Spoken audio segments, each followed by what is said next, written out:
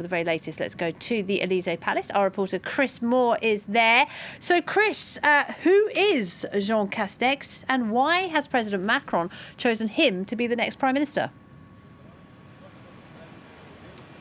Well, as you said, Laura, somebody who's relatively unknown, as was Édouard Philippe when he was appointed Prime Minister back in 2017. Jean Castex, like many French Prime Ministers, well, his background is as a senior civil servant. Politically, he comes from the same family as Édouard Philippe, namely the traditional mainstream centre-right of French politics. As you said, he's mayor of a town down near the Spanish border and best known to most French people as Monsieur Déconfinement, namely the man charged by Emmanuel Macron back in April of organising France's gradual exit from the coronavirus lockdown.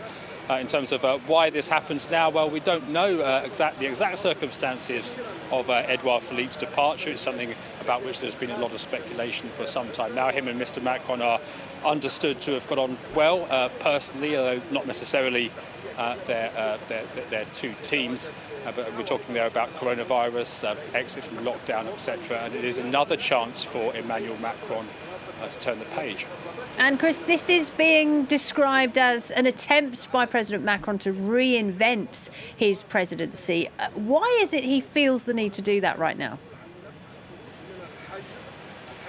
Well, I think on many levels it was perhaps inevitable. Obviously, that the coronavirus lockdown, unprecedented here in France. It's thrown many elements of Emmanuel Macron's plans up in the air in terms of economic reform, etc. The country now facing a likely lengthy recession. Many of the jobs created by Emmanuel Macron's administration since he came to power have now vanished. Now, Macron has been speaking out to the French public on several occasions during the COVID crisis, and one message has cropped up quite a lot, really, namely one that France needs to change, but also saying on several occasions that he himself needs to change. He does have his natural support base on the centre of French politics.